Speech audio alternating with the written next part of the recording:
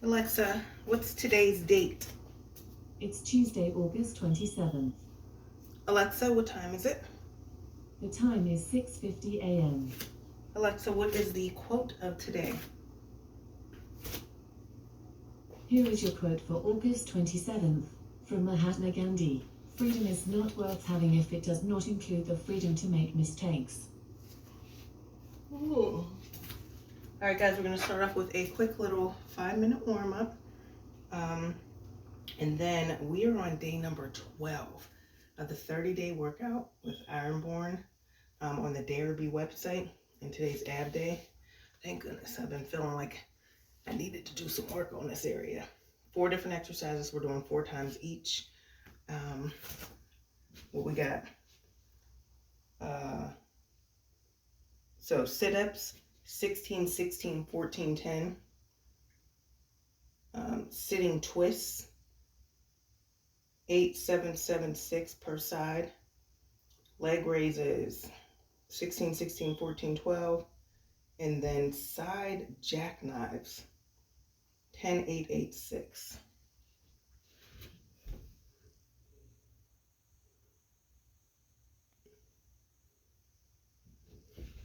All right, this is after our warm-up. And forgive me now if you hear any flatulation. I'm like a little gassy. Oh, see? Oh my gosh. So I'm going to therapy. When I found out about BetterHelp, I was so stoked Excuse because me. I was finally going to be able to find a therapist. You never feel the way up. All right, so I hope she actually says what we're gonna be doing. You know, I hate when they be like, just warming up and don't tell you what you're doing, like you looking at the TV. What if I'm not looking at the TV? You never feel the way I feel. You don't know if my Okay, she's one of the ones that don't tell you. baby, listen to me, here's the deal. When you're not here, I'm not the same. I'm needing a new chapter, babe. Been stuck here in a bed for days. I've been staring at the telephone, cause when you're gone, I miss your face. Late o'clock, body talk, there's no need to bring it up. Nothing you say makes it better. Break your fall, I will tell you one thing. I tear love this track she played. and restart. Nothing you say makes it better. Bring it right back to me, baby. No, we've been here before.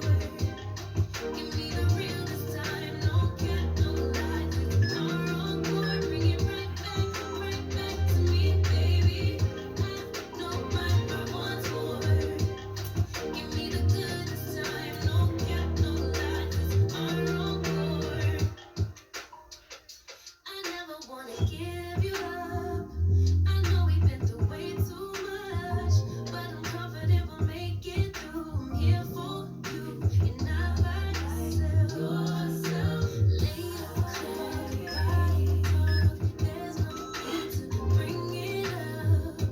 Now this is my favorite. Makes it better. Break it all, tear apart, issues left behind, restart. Nothing you say Do this nice and slow, y'all. And you really feel the pulling in your back. Stretch. Your hamstrings, your quads, these hip flexors in the front too.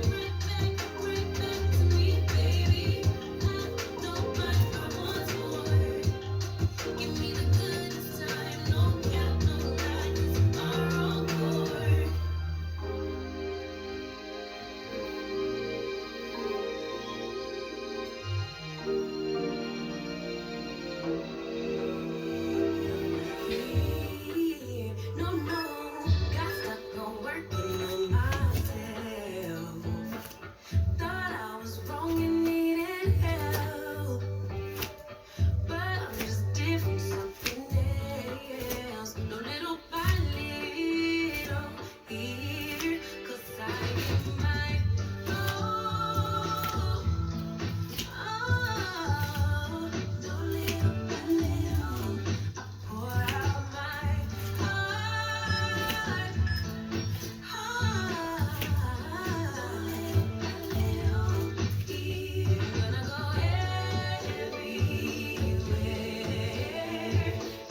touch on the outside of my foot.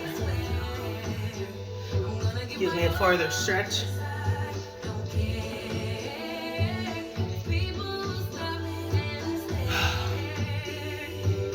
I love the chillness of this warm up.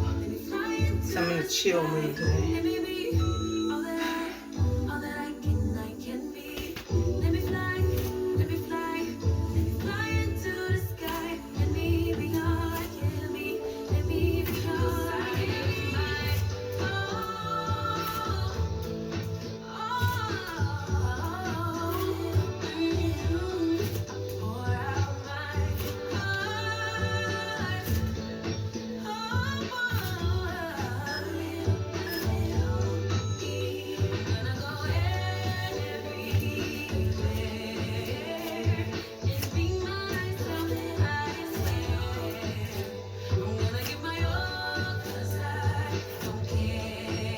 I feel emotional today.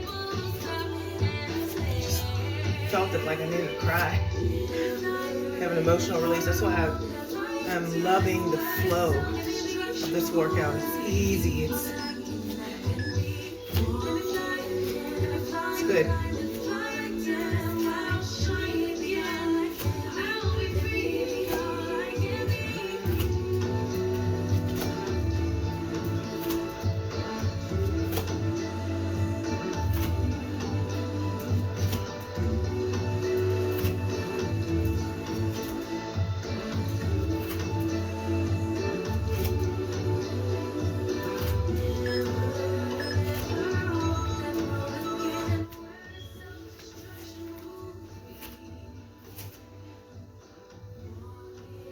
So for that specific reason, I have what I believe is perfect for me for this morning to listen to while I do this ab workout. Let me turn my air on, I'm hot.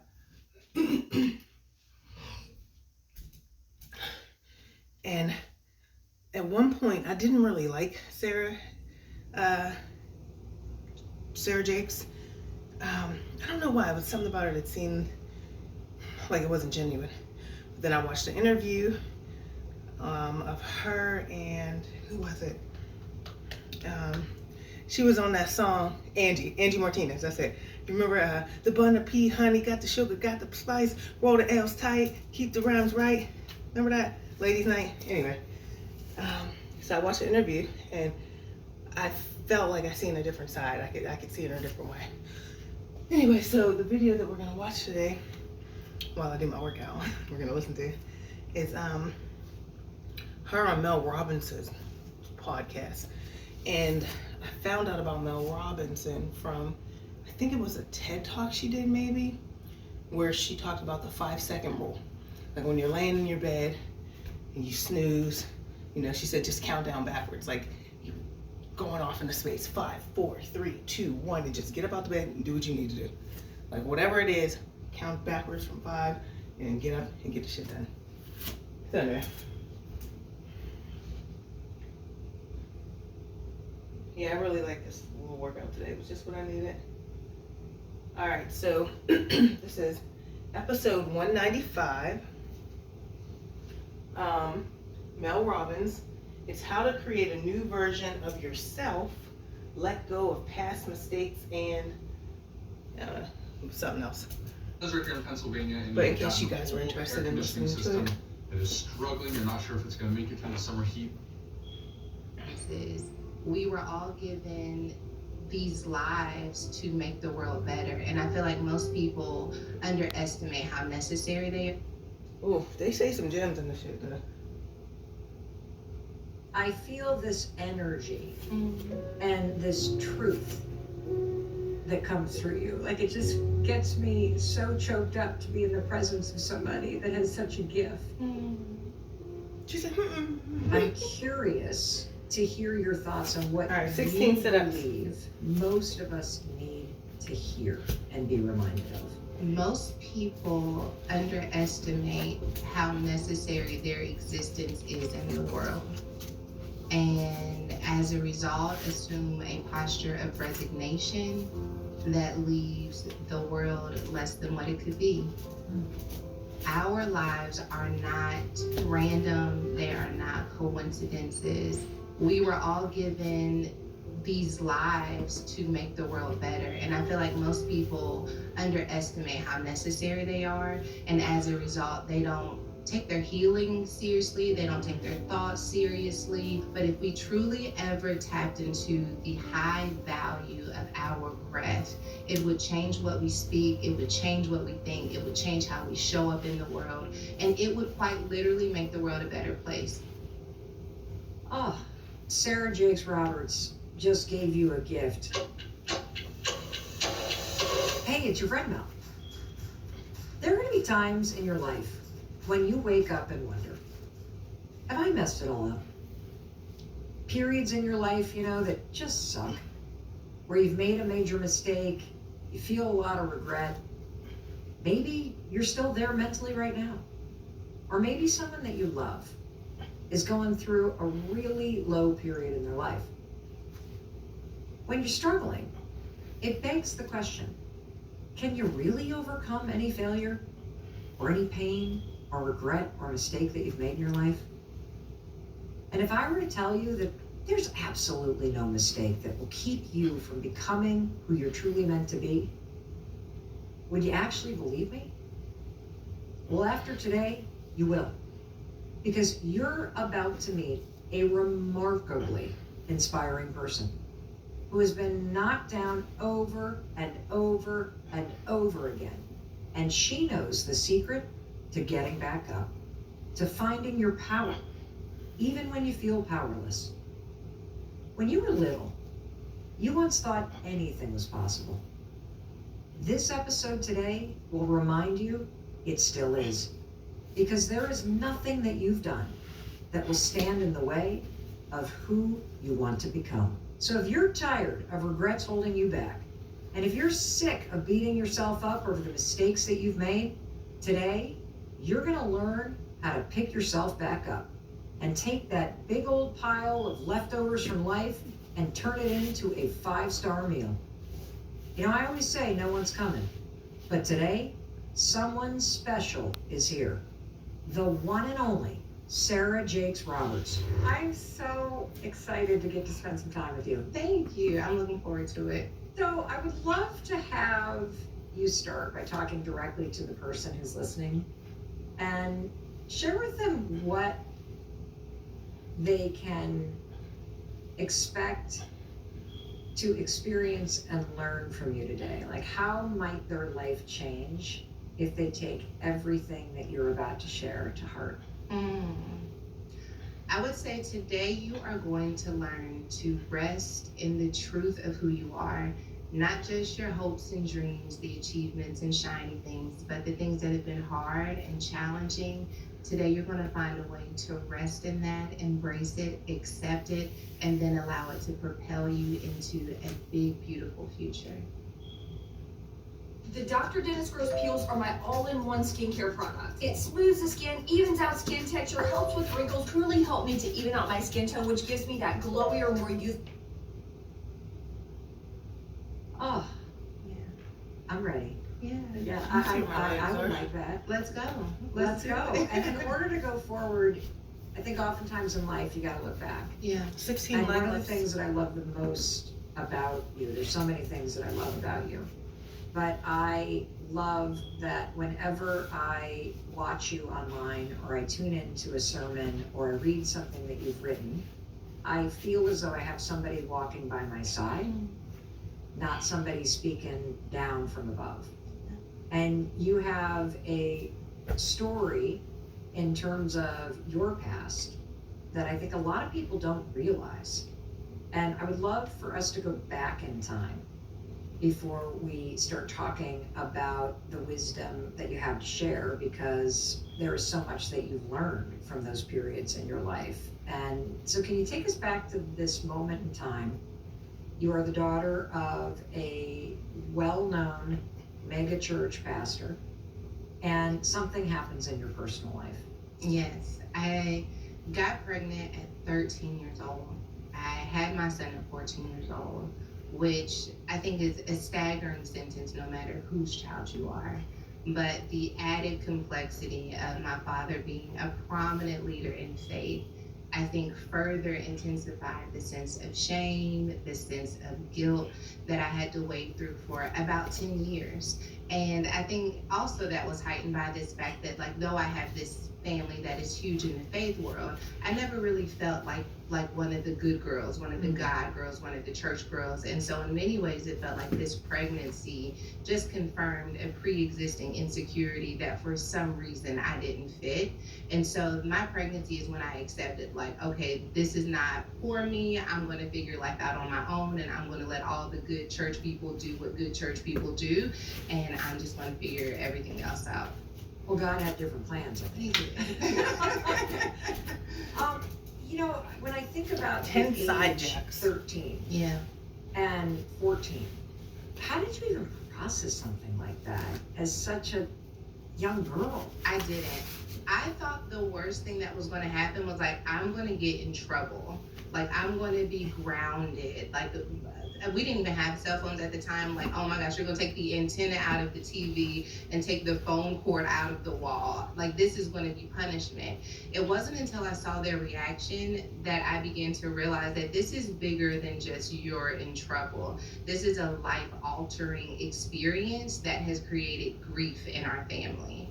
And I think that seeing their grief, seeing them struggle with what it means to have a child that's having a child, made me realize that whatever just took place here has changed my life forever. And it's interesting that you, in reflecting back, can say, my immediate reaction was one of going, oh, well, there are those kind of people over there that are the godly church people. I'm always going to be over here. Yeah.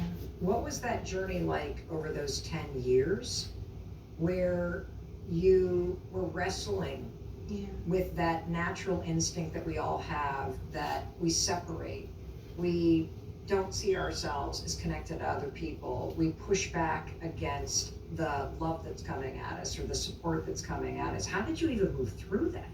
Well, I think, so I started off comparison, so I'm not like them, so let me figure out who I am like. And so I would say, you know what, I kind of feel like I'm close to this kind of girl, so I'll be that kind of girl. And then I got with those kind of girls, I'm like, I don't exactly fit here, so let me go here. And I thought maybe achievement, maybe success, maybe relationships, I can be like whoever this other girl is supposed to be, and then I will try and find myself. And I think as long as I was trying to be like some other version of someone, that I never had an opportunity to figure out who I was. And so for 10 years, I was trying on, like Cinderella, trying on different shoes. Like, I was just trying on shoe after shoe after shoe until I said, you know what, I'm gonna be barefoot.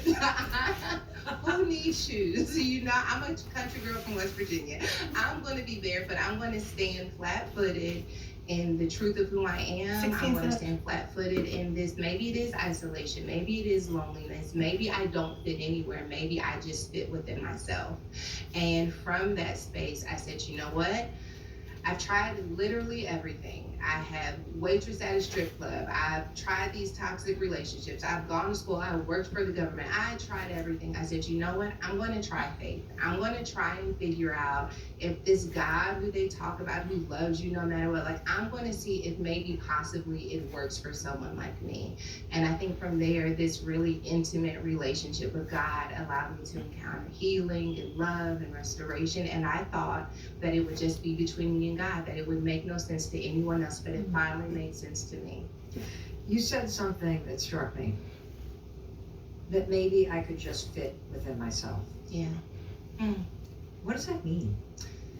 Maybe I can just embrace myself. Instead of seeking a sense of belonging, a sense of okayness from other people, if I could find a way to be okay with myself, then I can wrap my arms around who I am.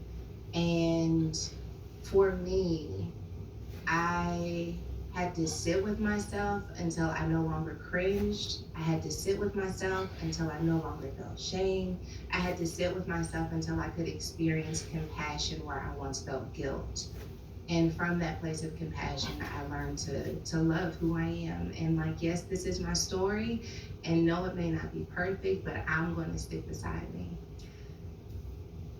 Every single one of us has stuff that we've done in the past, things that we have done to ourselves or other people, mistakes that we think that we've made.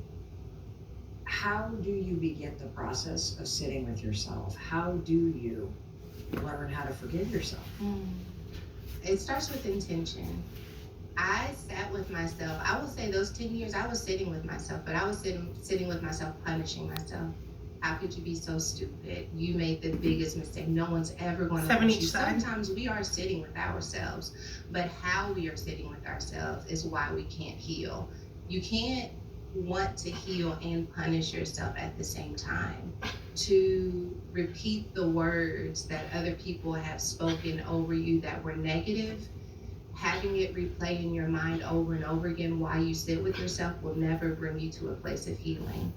Sitting with yourself with the pursuit of compassion, with the pursuit of love and acceptance, that is when we start sitting with ourselves and experience some discomfort and some, dysregulation, because sitting with myself and trying to be compassionate requires me to stretch to love myself in a way that I don't think is 16, possible. And as long as you don't think it's Legos. possible to sit with yourself and love yourself, every facet of who you are, it doesn't matter who you love. And It then doesn't 8 matter of the what side you things. achieve.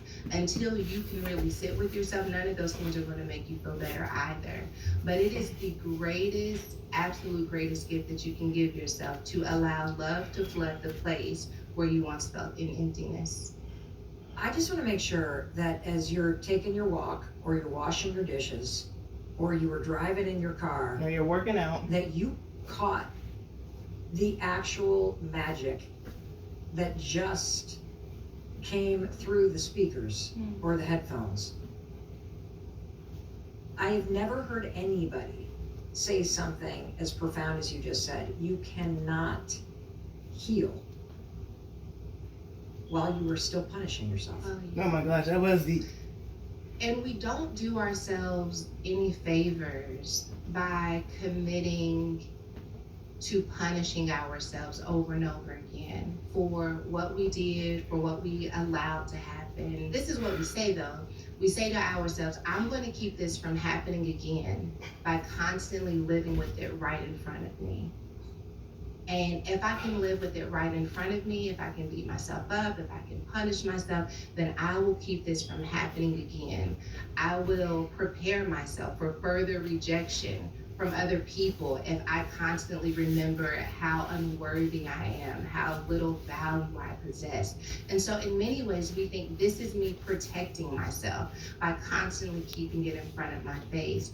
But if we're honest, we do long for an existence where we want to believe that I am not just this one moment, but we will never be more than that one moment if we constantly replay that moment in our head. And so to invite into our atmosphere, what other moments do I want to have? What other things do I want to define me?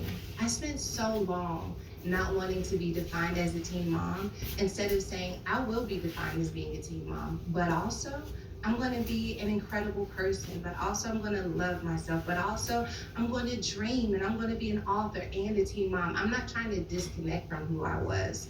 I'm trying to bring all of who I am into the fullness of where I am. Sarah Jakes Roberts just gave you a gift, but also. Yeah. But also. But also, I'm Ooh, don't come here. My video's on. I am all Put of some these clothes things, on. and I thought that because I was this one thing, I had no permission to be And anything good morning. else. So yeah, the truth is, yeah, I'm a teen mom. Yes, I've gone through divorce. I've got a laundry list of things that I never wanted to be that I've had to step boldly in. And in addition to that, I'm on the Mel Robbins podcast. And in addition to that, you know what I mean? millions of people tune into you every single week. All of those things are true. All of these things are true. And I don't want to be all of my achievements. Gosh, can you imagine what that would be? The pressure and the arrogance connected to that. I want to be this beautiful mixture, this beautiful tapestry of a girl on a journey and a woman owning her power. And I can live in all of that. I can do all of that. A girl on her journey and a woman on her power. Period. Somebody needs to write a song. Holy cow. And Do you, when you're speaking, have this experience of just things flowing through you. Like I don't even feel like it's a conversation.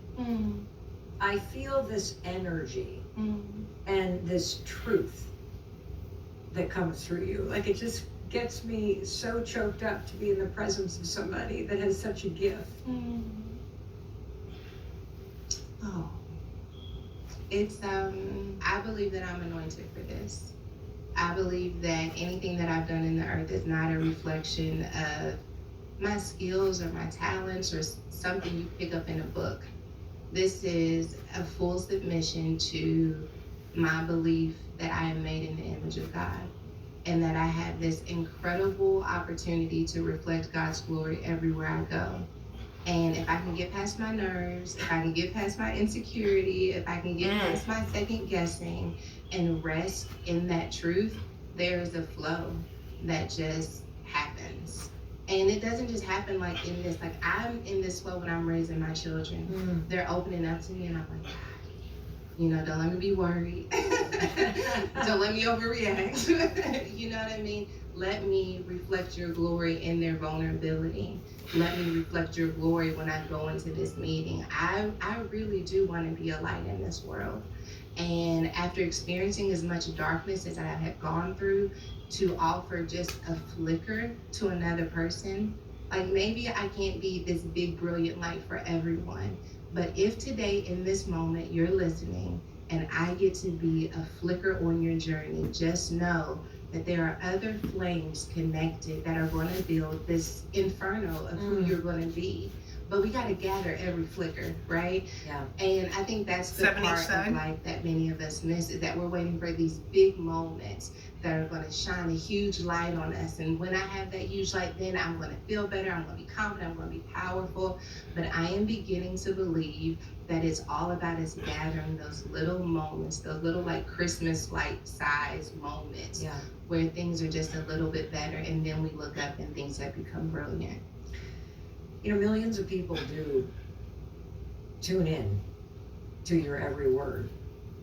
And having watched and listened to your sermons and experienced what a force you are, I'm curious to hear your thoughts on what you believe 14 like lists. most of us need to hear and be reminded of. Most people underestimate how necessary their existence is in the world. And as a result, assume a posture of resignation that leaves the world less than what it could be. Our lives are not random, they are not coincidences. There is nothing more special about me than there is about you. We were all given these lives to make the world better, and I feel like most people underestimate how necessary they are, and as a result they don't take their healing seriously, they don't take their thoughts seriously. We put ourselves on discount and give ourselves away to like the lowest bidder because we have these achings inside of us. But if we truly ever tapped into the high value of our breath, it would change what we speak, it would change what we think, it would change how we show up in the world, and it would quite literally make the world a better place. Like if you can just make your world, your friends, your family, your sisters, your coworkers, if you can take seriously the impact you have in your corner of the world, and then I take seriously the impact that I have with my influence in my corner of the world, those incremental commitments are how we begin to change the narrative of what it means to be humans surviving together. That was some good stuff, y'all. That's beautiful. This is my I think you're right. incremental I do too. contribution I get to the struck world. by the number of people that write in every single day. It They're is, seeking seriously. purpose. Yeah. And I think to myself, well, your purpose is to heal and to share yourself and to make yourself better, Okay, and 8 then side make jacks. everybody that comes in contact with you feel a little better, to spread the light that you're talking about. But it starts with you. Yeah. You said something that just, holy cow, I'd never heard this. It's this concept of discounting yourself Oh yeah. to the Mhm. lowest bidder? Yeah. Can you explain that? Yeah. So when I look at the 10 years of my life where I struggled, Yep. first of all, I grew up in church. Yep. During the height of purity culture. Okay. So the highest prize was to be this like untouched virgin when you get married. They didn't care if you went to school. They didn't care. Like, girl, just don't give it up. The over and over again. Just like, girl, don't do it. Okay. Well, I did it. I was like, okay. I'm gonna do it. You guys are not gonna do it. I did it. Okay. And so I'm like, all right, we're gonna knock that price down a little bit, put a little sticker over my worth and my value. And then I'm like, well, hey, the price is already low. You might as well try some other things. And so I think little by little, I fell for this It's idea Tuesday, that if I August cannot 27th. live up to someone It's else's 7:21 definition a.m. of a woman, someone else's Currently, definition it's of a 69 believer, degrees, someone else's and feels like definition, 71 then I have to with clear discredit, skies. I have to You can discount who expect I partly am. cloudy skies And the until only later this problem with that morning, is when you clearing begin until to this see yourself as afternoon. less valuable, you Today's also high will be accept 92 things degrees at that you would 4 not p.m. otherwise and feels accept like if you 95. felt like you had value. If The I low were is smart enough, if 68. I were thin enough, if I were beautiful enough, The then national maybe weather I service wouldn't Alexa, have to stop. do this. But since I don't have these things, I have to accept that. And that is a lie. Your value is not set by these experiences you have gone through. They're not set by society standard. I don't care what they call beautiful. I don't care what they call powerful. Your value is an inside job. It is a commitment that says, you know what? The truth of who I am, my ability to survive all that I've gone through, the way that I have seen the world has added to my value, not decreased it. And that is some big, bad, bold belief that not many of us are able to tap into. But if we can just try by faith to say, you know what if that didn't change anything? 10 set up. I work with women quite a bit. And while my issue was teen pregnancy and having to recover from that, I know enough about what women have gone through to know that whether their parents went divorced, they got divorced, molestation, like they've had all of these experiences that they think in some way has made them different than the person they're sitting next to. And because I am not as valuable, then I have to do things that they don't have to do. What I have learned is that everyone has had some type of experience that has challenged them in their belief of their value. And because we've all had these types of experiences, maybe we aren't any less valuable as a result of the experiences. Maybe instead we're more valuable because the wisdom and resiliency connected with having to face these things have made us more confident, more courageous in how we can show up in the world. There's a conversion that has to take place. But once that conversion happens, there's a relentlessness that is attached to it as well. For the person listening who is nodding along, and the way you just framed this idea, that if you take any mistake that you make, and then you discount yourself and you start to tell yourself this story over and over again that you're not valuable, which then makes you 6 of accept these each side. behaviors in your life or makes you discount your own value. And you said, actually, no, there's a flip here. Like all those experiences actually create wisdom. They make you human. And it's what you do with those things that matters. And you have control over that. And most people are sitting there talking about what happened instead of flipping it into something that they can use to make something extraordinary happen. You have this concept about life giving you leftovers and how you make a meal out of it. Can you share that with us? Because I have a feeling that that's sort of a tool we can use to help us look at the things that we keep beating ourselves up over. Okay, so if I go back to when I was pregnant, and mind you, I was 14 12 years leg old. lifts.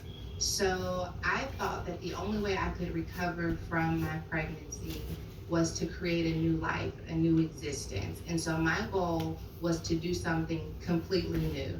I'm going to be an accountant. I'm going to be a CFO. I am going to put something on top of this teen pregnancy that's going to make things better. And I think that the reason why I failed over and over again in trying to create something new is that I wasn't using what I had left over. Instead of saying, okay, this is what's in my cabinet. I'm a teen mom. I'm a smart girl. I have a writing gift. I kept trying to reinvent who I was. Oh. And You can't reinvent who you are using ingredients that don't exist. You got to use all of the ingredients. So yes, I have all of these gifts and talents, but I also have a child. I'm still struggling with, you know, my insecurities. I've gone through this divorce. I have to take all of this in order to create something that is really going to be authentic to who I am. Because what I don't want to do is reinvent a version of myself that requires me to pretend that I'm not who I was. This is who I am. You know, like, this is my truth. And when you fight to really accept the truth of who you are, you don't allow it to be snatched easily out of your hands. And because it's not snatched easily out of your hands, whatever you build with those things aren't snatched either. When I started blogging, because this is how all of this became a thing, where I had like a following. So just to put it in a timeline, Yes. are you like in your early 20s? I'm in my early 20s. Okay, so you open up the cupboard, and I love that visual, because I think most of us, when we say, let's just look at what you got. Yeah. Let's just take the raw ingredients, let's take all, like for me, it's like being molested. Yeah. It's all the cheating that I Yeah. did. It's the anxiety that I Yeah. struggled with. It's the, what a bitch I used to Yeah. be. It is all of, like, just all of it. It's I all open, here. you know, Sarah, when I open up that cupboard, I'm like, You know what? Oh my I'll just go. God, I'll just no, go I grocery won't shopping. say, I'm going grocery shopping. I'm not cooking with this stuff. I'll DoorDash. Yeah, exactly. No. We're not in the cupboard. Let's do something with it. Let's paint the cupboard. Yeah, Let's yeah. nail it shut. For Let's sure. do something. Let's distract everybody over here. But it makes so much sense, Yeah. because until you get comfortable with the ingredients that you have Yeah. and you see it as something to use, Yeah. not to be ashamed of, Yeah. Yeah. not to hide, because Yeah. the stuff that you hide, people and the world then has power over. For sure. For sure. But the second that you open up the cupboard and you are willing to look at what you're working with, Yeah. now you have power. Yeah. Oh, I love it. That to me is like the greatest message that any of us need to understand, is that like us closing the cabinet means that I have to live an existence that pretends that I don't have what I have.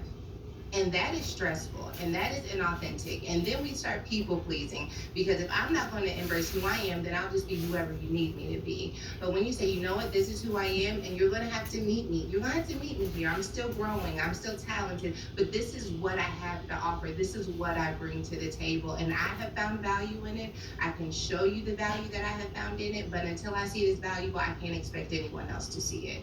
So yeah, in my early 20s, I'm like, okay, I want to start blogging. I was in a toxic relationship, and I'm just like, I don't know how I got here. So writing for me is how I process my thoughts, and I'm dumping it onto the internet, not thinking it's going to mean anything. Then people start connecting to this blog, and now they're being inspired. And I'm like, oh Lord. Uh-oh. I didn't mean to open the cupboard. Not inspired by me. And so I was like, you know what? I'm going to slow this train down by telling them, like, I got pregnant at 13 years old. Like, I'm going through a divorce. I dropped out of college. I am not your inspiration. And then I still was. They were like, oh my gosh, me too. Oh my gosh, I'm no longer alone in this. I didn't know that someone else felt this way. And now all of a sudden, those things that I thought disqualified me, those things that I thought I could never use, are the things that people actually had a taste for. This authenticity, this truth, this uncertainty, and this willingness to own it, there was an appetite for that. That at the time, it felt like very few people were willing to say, this is who I am, this is what I've gone through. And that appetite wasn't just for you to say, this is who I am, but also, I really wish that I could also be this. And so in my early 20s, I started this journey of like, this is where I am, this is what I hope to be true. I'm gonna live like it's true. And these women who have been on this journey with me have seen my life evolve literally as a result of us saying like, hey, maybe we are the misfits, maybe we aren't the ones that anyone wanted, but girl, I'll claim you. But first you gotta claim your cupboard. For sure, that claim and cover. That is such a phenomenal metaphor, Yeah, because all the people pleasing results in you not wanting people to see what's in there. for sure. And until you learn how to go into those places where you're punishing yourself. Yeah. And you said, when we first started talking, allowing the love and compassion and acceptance to flow into those places that have been really dark. Well, they've been dark because the cabinet doors are closed. Yeah, for sure. And I mean, it's really liberating. It sounds scary. I can feel the fear that you're probably experiencing right now at the very idea of going into that space that maybe your mom didn't have the courage to go in, your father never talked about, because a lot of this is generational, right? It's how our families' paradigms have shaped the way we see ourselves and the way we see what we're working with. And I am just here to let you know, this is what I love about the book that I wrote, is that I am not going to make you drastically change your life overnight. Just between you and you. All right, guys, I'm gonna go for a nice walk Just today. between you and you can say, this is all Just that be I'm out in working nature, with. And some move of my it's body really some more. spicy, and some of it's bland, and some of it's But bitter, I showed you and guys at the beginning of very, this very sweet. workout Just if you could what create this was. intimacy within So yeah, listen yourself, to it. where you Mel say, "This is Robbins all of who I and am." Sarah You can hear Jakes. your own You guys do story. something positive That's the today for your beginning. mind, your If you can body, hear it and your not soul, cringe, if you can and hear it and please, accept it, that's the please beginning. for And someone from else. that space, All you right, y'all take whisper care. it to another person.